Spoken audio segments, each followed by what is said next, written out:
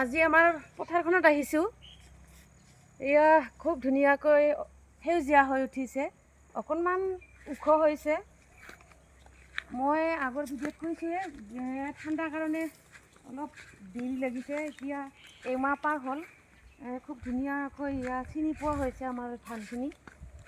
ভাল লাগিছে। আজি পানী উঠাই আছোঁ। এয়া আমাৰ সৰু ডোং এটাৰে আমি পানী আনিছোঁ। খুব ধুনীয়াকৈ পানী আহি আছে।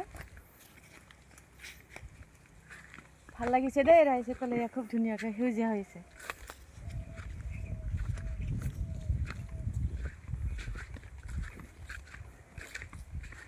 যিহেতু মই কোনোদিনে বড়ো ধানৰ খেতি কৰা নাই, এইবাৰ প্ৰথম অভিজ্ঞতা। ভাল লাগিছে। এইয়া এনেকৈ পানী উঠাই আছোঁ।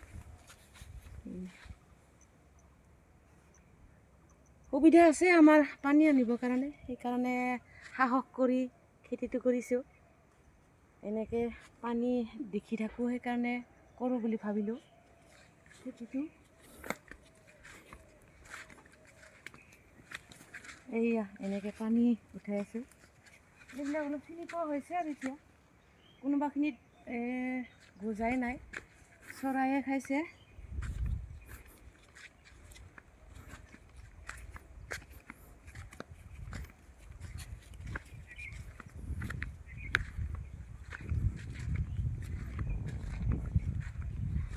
কোনোবাই যদি মোৰ ভিডিঅ' চোৱা সকলে বড়ো ধানৰ খেতি কৰিছে, তেতিয়াহ'লে কেনেকুৱা হৈছে জনাব দেই। মোৰখিনি এনেকুৱা হৈছে। এতিয়া এমাহ পাৰ হৈ গ'ল। আজি এনেধৰণেৰে এয়া অলপ অলপ ওখ হৈছে।